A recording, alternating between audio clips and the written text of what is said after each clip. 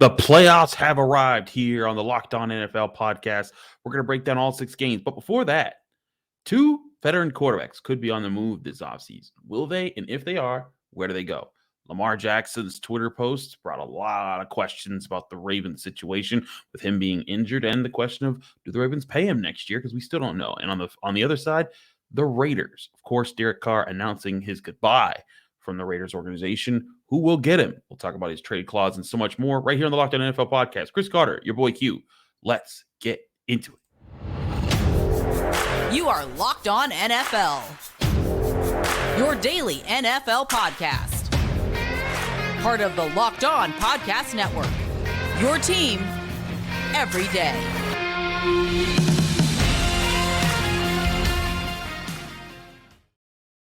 And welcome to the Friday edition of the Locked On NFL podcast. I'm Chris Carter. He's your boy Q from Locked On Steelers and Locked On Raiders. And this is the Friday edition of Locked On NFL. As always, you can find this show on Apple, Spotify, Google Podcasts, Odyssey, and especially on YouTube. If you're watching this video on YouTube, hit the like button in the video if you enjoy it. Hit the subscribe button on our YouTube channel to get all of our daily Monday through Friday episodes, as well as plenty of other episodes that come out on this channel. We can talk about Matt Williams, the Williamson and Peacock show. We can talk about a lot of different programs, but every day there's new content, so come check it out. Today's episode is also brought to you by BetOnline. BetOnline has you covered all season long with more props, odds, and lines than ever before. Go to BetOnline right now to get all the odds and ends you need when you're putting bets down on sports games, especially during these NFL playoffs. BetOnline, where the game starts. Q, how you doing, man? Man, I'm good. I'm excited. Playoffs are here. Super wild card weekend. You know, there's a lot going on around with the NFL. There's always going to be a lot of storylines, but man, just talking about the playoffs, you know, it's that time. It never matters what you do in September and October. It's November, December, and in January. And well, it's January, so let's get it. Playoff time, baby. Indeed. It doesn't matter if you were terrible all year long. If you're hot in the playoffs, that's what does matter. But before we get to the playoff teams, let's talk about the two of the bigger stories that are going on right now. We'll lead with Lamar Jackson. Lamar Jackson posted on Thursday in the afternoon saying, "Thank you everyone for your support and your concerns regarding my injuries. I want to give you all an update as I am in the recovery process. I've suffered a PCL grade 2 sprain on the borderline of a strain 3. There is still inflammation surrounding my knee, and my knee remains unstable. I'm still in good spirits as I continue with treatments on the road to recovery. I wish I could be out there with my guys more than anything, but I can't give a 100% of myself to my guys and fans. I'm still hopeful that we still have a chance." Of course, the Ravens take on the Cincinnati Bengals for a second consecutive week here on the road. Yeah, that's going to go well. Done. But let's talk about Lamar Jackson's situation because this has been something that's been brewing for quite some time to try and get to try and see if he was going to sign a long-term deal. Right. This has been, and it's not been done. Lamar Jackson's been advocating for himself, and it's led to these questions. And now, you know, he's been injured this year. He's not finishing the year playing games, and now people are asking the legitimate question: all right, what do you do with Lamar Jackson? Do you pay him with this Ravens roster right now? Because if I'm the Ravens and I'm looking at how, you know, my salary cap set up right now, you know, they have plenty of space this year and they have plenty of space next year. They could sign him to a really lucrative deal and still have plenty of money to burn. Right now, they're scheduled next year to have $41 million in cap space. You could sign him to a pretty good deal, put him a lot more of his money on the back end and keep that. And you'd still have Ronnie Stanley, Marlon Humphrey, Mark Andrews, Roquan Smith, Calais Campbell, Marcus Williams, Tyus Bowser. You'd have a ton of talent on this roster next year to compete. But if you take away Lamar Jackson, you take away a big factor that's got him here in the first place. Q, is he going to be a Baltimore Raven next year, or is he going to find a new home? You know, that's the question that I asked myself when I saw that tweet from Lamar. And the reason why I really scratched my head and wondered what in the hell's going on is because he put all the medical, diagnosis out there. How often do you see a player come out and say, I got this going on, it's a grade this, it's a grade that? Like, that's really, really bizarre to me to see that from a player Agreed. just putting it out there. And I feel like he's getting tired of kind of getting slandered on, hey, is he not out there because he doesn't have a contract extension? How close is he? And I think he just kind of got tired of it and was like, you know what? The hell with it. This is what's going on. This is what I have. And this is the severity of it. So I don't know how the Baltimore organization is going to handle that. Right. I mean, because, again, you just don't see that all the time. So that really made me wonder, is he going to be a Raven? Like, my gut feeling tells me, yeah, he'll be in Baltimore, because they built the whole team around him and he's got to be that guy. But, man, it just doesn't feel like that's something that Baltimore, the organization, who I highly respect, think they have a really smart front office. Mm-hmm. I don't know if they're going to be big fans of that. So that's where my question comes in. So I'll tell you that he'll be in Baltimore.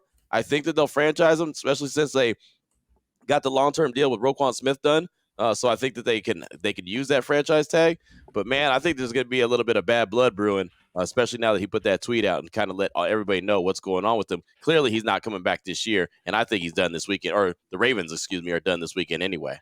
Yeah, it's tough to imagine the Ravens being a team. The Bengals haven't lost since Halloween. That's literally how long.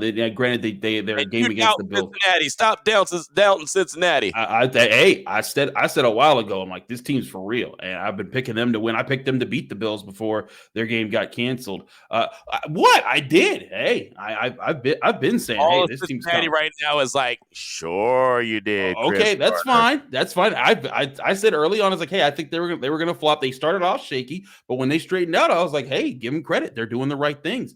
And this is another game. I think they should blow out the Ravens in this one, especially since Lamar Jackson's not playing. But talking about Lamar and where he stands, as with the Ravens, I could totally see a franchise tag being the answer here.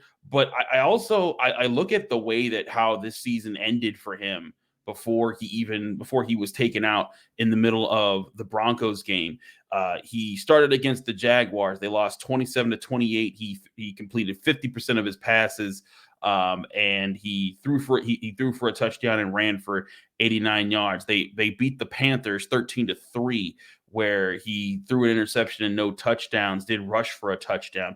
They beat the Saints. I think the Saints game was like one of the last ones where he like looked kind of like Lamar of old.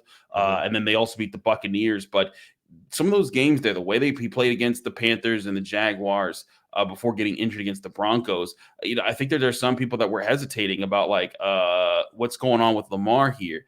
If Lamar Jackson is dealing with something that becomes long term, because again, knee situation, I was going to be asking, what's his mobility like now? Can he still cut in the dime? Can he still go from 0 to 100? Murray. That's the same question about Kyler Murray when he returns, and he ain't going to return until late in 2023, in my opinion. Yeah, and it's just I think that puts a damper on it because it gives I think the Ravens ammunition at the negotiation table where it's like, look, Lamar, we love you, but this is the situation. And that's where they can just be like, we're slapping the franchise tag on you and there's nothing you could do about it. And Lamar will get his money paid, but I know that's not what he wants in this situation because he wants to sign the long-term deal. He wants to, to get paid. That's what he's been working so hard for. It's why he's turned down the deals that have led up to this point that he's been offered. So, what I would not shock me at all is if the Kirk Cousins treatment gets done to him, where they hit him with a franchise tag, he plays on it. Hit him with a franchise tag, he pays. He gets paid well for those years, and then eventually he bounces. And then by that time, he's a couple years older, and how good are his legs? And how many teams are going to really sign up for that? So they never have to really commit the long-term to him, but they can still get what they want out of him. He still gets paid for that year. I think that would be an interesting strategy because then if you're the Ravens, you then give yourself 2 years to just explore the NFL draft and then find your next quarterback and be ready for whenever he moves on. The Commanders didn't exactly get that done on their end when they let go of Kirk Cousins. But if I'm the Ravens, I feel really good about a lot of parts of my roster. Right. And if I can find a quarterback somewhere that could kind of develop for the next 2 years or so, or, at any point during that span, that would make a lot of sense. Lamar Jackson, I maintain to this day, he saved John Harbaugh's tenure when he For was in sure. Baltimore. It was For public sure. knowledge that he was on his way out until he started Lamar Jackson. And then he sparked that 2018 run they had to make the playoffs. Then 2019, he was the NFL MVP. And then he's been the leading factor to make the Ravens a top contender when he's been healthy. But then this year he wasn't healthy, and they fell from leading the division to being a wild card team that's going to be using a backup quarterback against the Cincinnati Bengals, who are red hot. I think it's a tougher decision than we ever thought it would be, and it makes you wonder. Maybe he should have tried to make a deal happen before this, instead of gambling on himself with this year. And that's one thing. It's tough to tell a player that, because it's like you should always bet on yourself and let the players have faith in themselves to get it done. But man, it's looking like a rough spot for Lamar as far as his negotiation powers moving forward. Yeah, it really does, and it's unfortunate because he's a hell of a player, a hell of a dude. I think he's been a great franchise quarterback for the Baltimore Ravens and that community. I think they love Lamar Jackson. I wish that it had all come together, but at this point, with the injuries piling up, and even when he was out there not looking as great as we've seen him before when he was MVP, I could totally see the team saying, you know what, the NFL's a business, and we're going to make a business decision. So nothing shocks me by what I see from the NFL anymore. That's it. It doesn't. I think we're both very used to how things go. I was saying this last week, Q, or not last week, earlier this week, with when the NFL was deciding if they were going to do 8 playoff teams and all that nonsense before that was thrown out. I was telling people were like, "Oh yeah, they could do that for a year." I'm like, listen. The NFL is an organization that if you gave them one extra playoff game and they saw the money from that, they'd be like, yep, there's 8 playoff teams every year in every conference. We don't care. Exactly right. They're going to take that money. I'm right with you. I'm cynical about the NFL. I know how things work. This ain't that's why I've been feeling rough for Lamar in this situation. But there's another quarterback who made it some important Twitter news that you cover, Q, in Derek Carr. We'll talk about his situation and where he might be going, because I think that there's no doubt he's going to have a new team in 2023. We'll talk about that in just a minute. But first, we got to talk to you guys about LinkedIn. LinkedIn, of course, is the #1 place to go if you're looking for a job or if you're looking for someone to hire to fill your job at a small business. You can create a free job post in minutes on LinkedIn Jobs to reach your network and beyond to the world's largest professional network of over 810 million people. Then just add your job in the purple hashtag hiring frame to your LinkedIn profile to spread the word that you're hiring, so your network can help you find the right people to hire. Simple tools like screening questions make it easy to focus on candidates with just the right skills and experience, so you can quickly prioritize who you'd like to interview and hire. It's why small businesses rate LinkedIn Jobs #1 in delivering quality hires versus leading competitors. LinkedIn Jobs helps you find the candidates you want to talk to faster. You do that every week. Nearly 40 million job seekers visit LinkedIn. Post your job for free at linkedin.com/lockedonnfl. That's linkedin.com/lockedonnfl to post your job for free. Terms and conditions apply. We're also brought to you by Built Bar. If you're looking for a delicious treat that you don't want all the fat and the calories with, the best option is Built Bar. The holidays are over, so everyone's trying to eat healthier. But if you still want something tasty to eat, Built Bar is the best option out there. They're healthy, they're tasty, and they're covered in 100% real chocolate. They come in many amazing flavors like churro, peanut butter, brownie, and coconut almond, and so many more. And all these flavors pack 130 calories, 4 grams of sugar, but fit 17 grams of protein. And it's an amazing ratio. You got to check it out. And like we've always said, you can go and order them you can order them from built.com for your Built Bars, or now you can go to the store and pick them up at your local Walmart or your Sam Club. That's right. You head to the nearest Walmart today and you can walk to the pharmacy section and grab yourself a box of Built Bars, where you can pick up a 4-bar box of cookies and cream, double chocolate, or coconut puffs. If you're close to a Sam's Club, run in and grab a 13-bar box with the hit flavors brownie batter and churro. Trust me, you'll want to try these Built Bars and you'll thank me later. Let's get back to this quarterback talk, though, Q. All right. Derek Carr tweets that out. It's not a surprise. Like, he tweets out like, Raider Nation, it breaks my heart, blah, blah, blah, especially hard to say goodbye, blah, blah, blah. Right. We knew, of course. We knew once he was benched in the penultimate game of the season that was a wrap. His last pass for the Raiders was a pass intercepted by Steelers cornerback Cameron Sutton, and now now the question is, where is he going to go? But as you've talked about on your show, there's a trade clause here in his contract. So this isn't as simple as the Raiders just get the highest draft pick they can from him and move on. Derek Carr has to approve of wherever he's going. And I think that if you're Derek Carr, you're only going somewhere that's A, going to start you and pay you, B, is going to be competitive, because you ain't trying to play for no team out there that's just going to be a bunch of bums.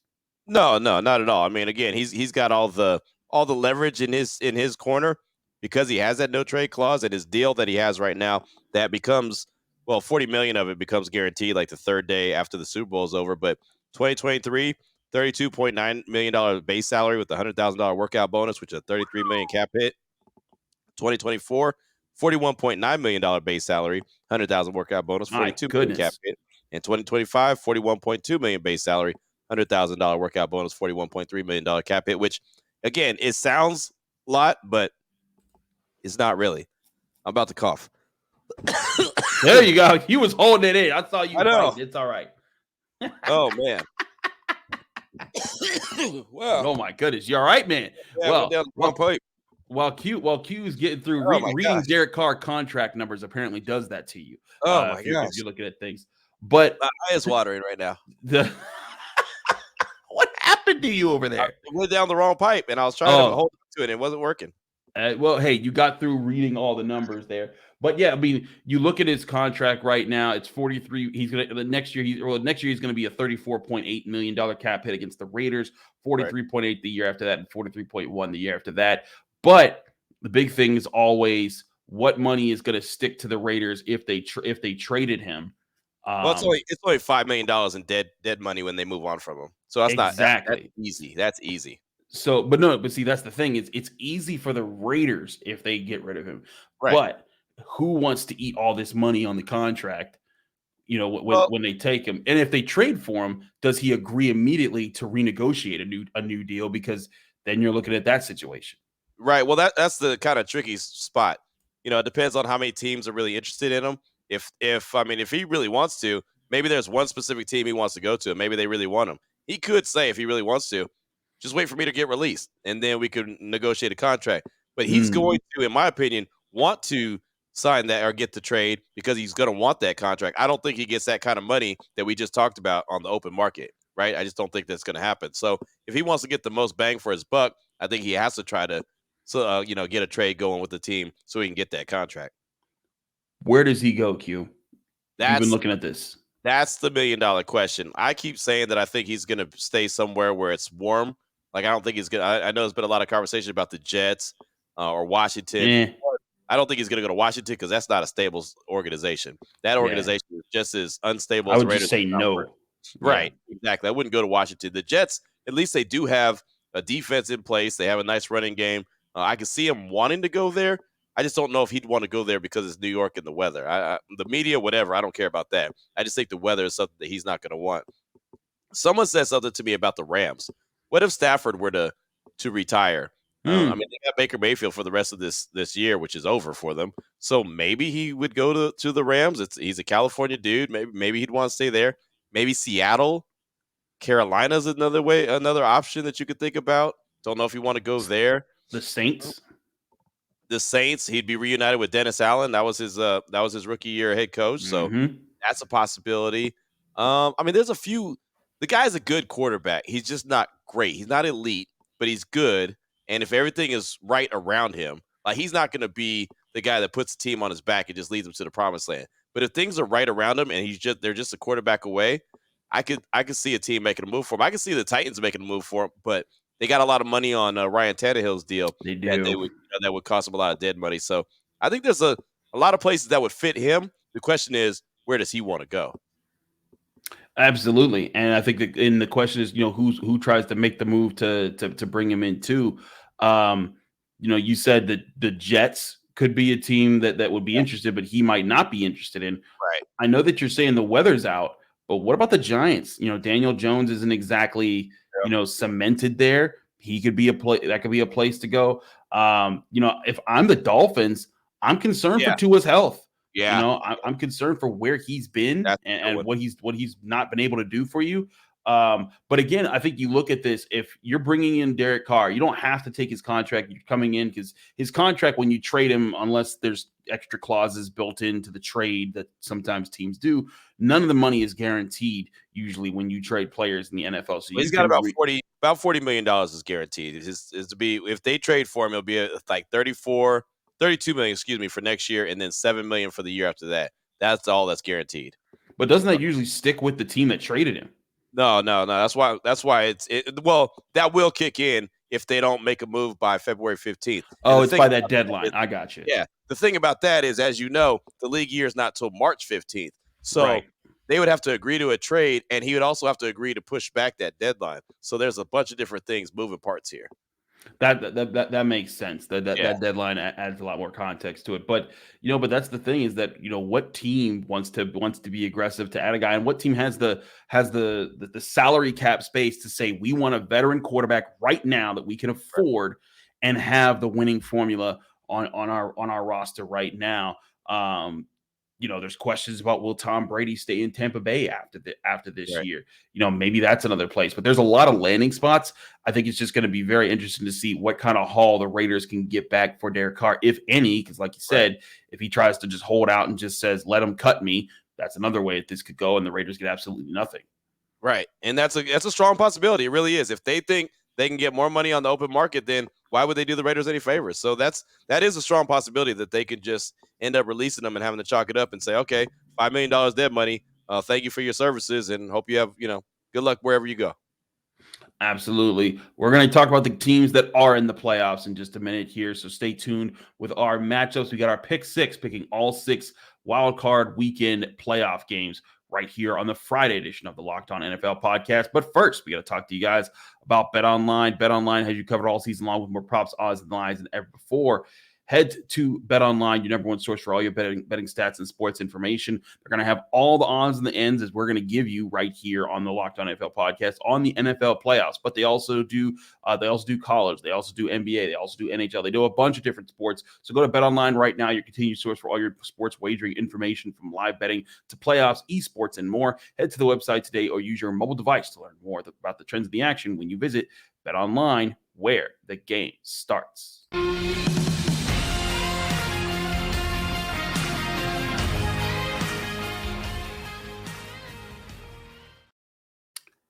Back here on the Friday edition of the Locked On NFL podcast, Chris Carter, your boy Q.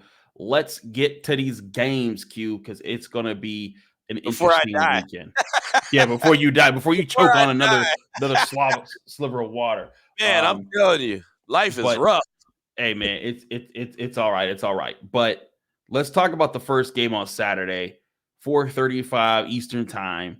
The Seahawks go visit the Niners. The Seahawks, of course, snuck into the playoffs because the Packers lost to the Lions. The Seahawks handling their business, but the Niners are 9.5-point favorites. The money line is minus 505 for the Niners, plus 400 for the Seahawks, with the over-under set at 42 here. I do think this is a low-scoring affair, because I think that both teams are teams that would prefer to drag this game out, but because of that, that's exactly the Niners game, and they're the much better team at doing it that way. The Niners were close to getting a 1 seed at the end of the year because they've been doing it that way. Right. I think they win at home.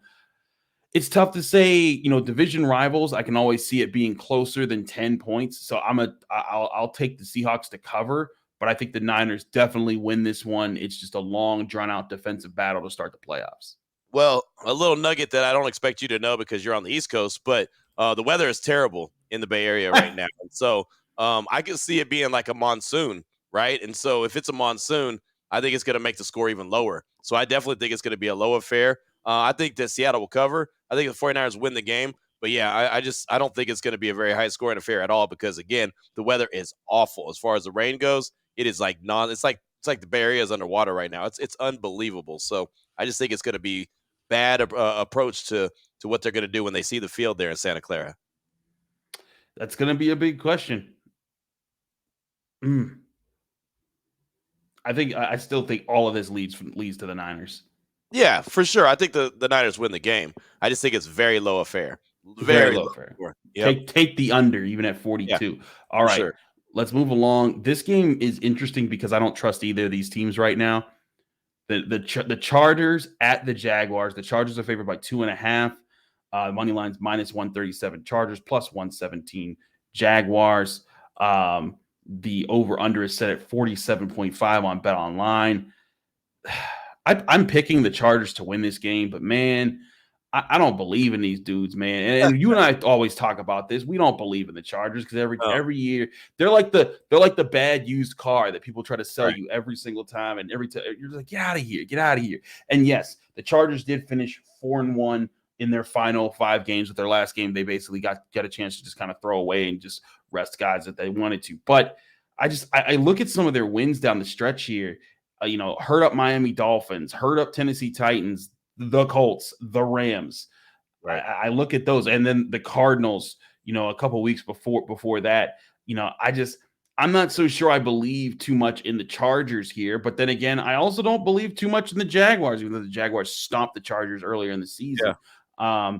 The Jaguars, the one thing I'll say about the Jaguars is they beat the Cowboys, and they handled their business in sweeping the Titans when they needed to win a bunch of games. They also beat the Ravens earlier in the year, and that was when Lamar Jackson was healthy.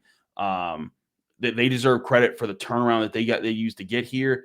I'm taking the Chargers. I don't like taking the Chargers because I don't trust either of these squads. Well, I'm rolling with the Jaguars for every reason that you just said. Except for I think the Jaguars have some momentum on their side. I think that they're playing with house money. They're pretty confident. They have some playmakers on the side of the ball, and the Chargers got pretty banged up in that season finale game that they were playing starters when they didn't have to play them. I think that's going to come back to bite Brandon Staley in the butt. It might cost him his job. You never know. With Sean Payton out there, you never know. I think the Jaguars get this game and end the Chargers season. I think that would be really interesting with the way that the season ended last year with the calling the timeout against the Raiders, and then the Raiders being like, yeah, we were going to take a tie and both of us go to the playoffs, but they didn't want to, so fine. And then this situation, that would be very interesting with that situation. But let's move along. This is I think Sunday's games are where it gets interesting, but maybe not as much with the 1:00 game on the East Coast. The Dolphins face the Bills. The Bills are 13.5-point underdogs, and I think that might not be enough points. Bills are 13-point favorites. Oh, excuse me, favorites. Sorry. Yeah, that's what I meant. Wait, hold on, dog. I'm about to put some money on it.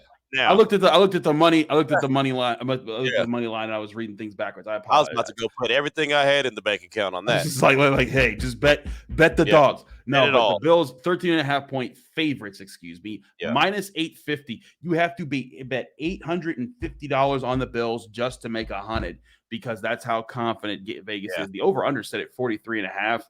Man, I honestly think that the Bills could score more than that just by themselves. In this game. Right. Exactly. Yeah. The Bills are going to boat race the Dolphins. I mean, I hate that for the Dolphins. They had a really good start to the season, but with all of Tua's injuries and who knows what his future is going to look like, I just don't think Miami stands a chance in this one. Buffalo's cooking with grease. They got a lot of emotional juice on their side as well. That might just fuel them all the way to the Super Bowl while you talking about it. So I mean, there's a good chance that they're just going to ride the Damar Hamlin situation all the way to the Super Bowl. I would not be shocked at all, but they're definitely going to knock off Miami. This is, I think, maybe the best game to put money down on and most interesting to me. The Giants at the Vikings. The Vikings are 3-point favorites at home, which you know what that means by Vegas. They see this as an even matchup here because 3 points go to the home team automatically. -160 is the money line for the Vikings. +140 is the money line for the Giants. The over/under is set at 48. These are two more teams that I don't necessarily trust, but I think Brian Daboll has been building up some steam with the Giants late in the season. I think that they've been able to do some damage and build their way to get there. Granted, they did lose to the Eagles in a game where they kind of just didn't need to win because of their situation. They were already in the playoffs. They blew out the Colts. And they lost to the Vikings by 3 just a couple of weeks ago on Christmas Eve. But I think that in a rematch, I think that the Giants are going to be able to take them. They're going to be able to run the ball. And I think the Vikings, a lot of people, the analysts, they've hated the Vikings. They've talked about their point differential. Despite them being 13-4, a lot of people are pointing them and saying, no, that once they face real teams, they'll get smacked. They've beaten the Bills this year, but I'm kind of with people. I think that the pumpkin or the carriage that they've ridden all year with Kirk Cousins and that crew, they're very talented. but I think that they're gonna see it turn back into a pumpkin, and the Giants are gonna pull off the upset on the road. Yeah, I think so too. I really do. I thought the Giants were going to beat the Vikings a few weeks back when they played them and they lost, like you mentioned, by 3. I think the G-Man get it done. I don't think that they're going to go real far in the playoffs. I just don't trust the Vikings. I haven't trusted the Vikings for weeks, and I know they keep finding ways to win, and you got to give them credit for that. But at some There's something to point, be man, said about that. Yeah. at some point, man, you play with fire, you're going to get burned. So I think that the Giants are going to find a way to burn the Vikings this upcoming weekend, Super Wild Card weekend, and the G-Men move on. And Minnesota goes home and figures out, well, they stay home, figure out what in the world is going on. How do we get better? That right there. Now, let's go to the game we were talking about earlier, the Sunday night football game. The Ravens at the Bengals. Bengals 9.5-point favorites, minus 450 for them, plus 360 for the Ravens. The over-under at 40.5. Man, I want to take the Ravens to cover here simply because I think John Harbaugh, they have something up their sleeve. The Bengals were talking a lot of trash with the coin flick celebrations and all the things that they were doing. Yeah, as they should. As they should. But I think the Ravens, being division rivals, there's going to be some weird stuff that happens in this game. The Bengals are going to win, and I even say they win by 8 or by a touchdown or 8 or something around that range. But I don't see them winning by double digits simply because I think the Ravens find a way to keep it close in all the weird ways. Right. I agree. I think that Cincinnati wins the game, no doubt. But Baltimore will probably find a way to keep it close. But, it also could go the other way where they get down early and then all of a sudden the defense gets frustrated because they know that the offense isn't going to be – because the offense can't come back. The offense with Tyler Huntley, I like Huntley, but it's not going to come back. So it's just one of those situations. Once Cincinnati gets rolling, they're going to get rolling. So Baltimore has got to find a way to keep that defense in it. If they do, they can keep it close. I'm going to ride with the fact that they'll have pride and they'll keep it close, but Cincinnati is going to roll on and Baltimore is going to stay home and then figure out their Lamar Jackson situation. That's going to be what that is. Let's go to the Monday night football game. And this is a game that a lot of people are going to be watching. The Dallas Cowboys, minus 2.5. They're favorites against the Buccaneers, who are at home as winners of the NFC South. Plus 119 is the money line for the Bucs. Minus 139 is the money line for the Cowboys. Over under set at 45.5. We talked about this just a couple weeks ago, Q. I did not like the way Dak Prescott is playing coming into this week. He's playing terrible. He's playing terrible. I'm taking the Cowboys because I think they can run really? the ball. I think they can run the ball. The Buccaneers aren't a good team. Oh, they're not. But Tom Brady exists, and it makes me terrified to pick against him because Right. Well, for that reason, I'm picking Tampa Bay. You're picking Tom Brady. I'm like the Cowboys got to do something, man. They got to be able to run the ball. They got to be able. They're going to S the bed. They're going to S the bed. That's what they do. And look, Dak has been playing terrible. He's been turning the ball over all the time. This guy, he threw a pick six that was dropped. That Washington was going to take it to the house. He threw it and they dropped it. So he said, hey, don't worry, guys. I'll throw the same pass again, and you can take that one to the house. And they did. I don't know what's going on in his head right now. I really don't.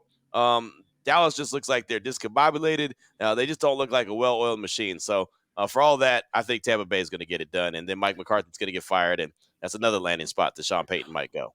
Ooh, yeah, that one. There's a lot of games this weekend, let's put it like this, that I think are going to determine where Sean Payton ends up coaching in 2023. It could be that way. Matt Williamson said he wouldn't be surprised at it that way. Dak Prescott completed. Because he's been listening to me. He knows what's up. He knows I know what's up. Yes, exactly. Yes, he totally listens to you all the time, and that's where he gets all his. That's where he gets all his insider info. As he should. We know who you are, Matt Williamson. But the Dak Prescott completed 14 of 37 passes. That's 37.8 completion percentage against the Washington Commanders. You know what? Screw it. I'm taking Tom Brady. Throw it out. I'm taking the Buccaneers. I can't bet against Tom Brady when that's the quarterback on the other side of the game. Right. Ugh, can't stand it.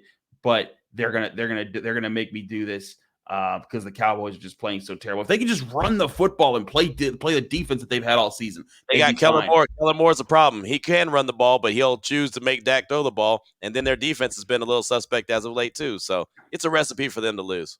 Absolutely. So there you have it. We're both here taking the Buccaneers. We're both taking the Bengals with the Ravens to cover. We're both taking the Giants. Yep. We're both taking the Bills. And we don't care if the Dolphins try to cover that.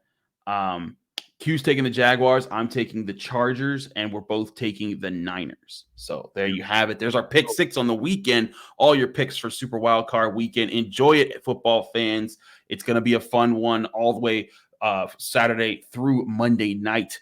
A lot of games to anticipate there. We'll be back next Friday breaking down the divisional matchups and as far as all the teams that are in that. So thanks again from Chris Carter and your boy Q of Locked On Steelers and Locked On Raiders. You can check out the Locked On NFL podcast just like you check out both of our shows, Apple, Spotify, Google Podcasts, Odyssey, and YouTube. If you watch this video on YouTube, like the video, subscribe to this channel to get all of our daily episodes as well as all the bonus content that is all over the place for the Locked On NFL podcast channel. We appreciate all those who check us out. Again, back next week breaking down and getting ready for the divisional round. We'll see you after the playoffs.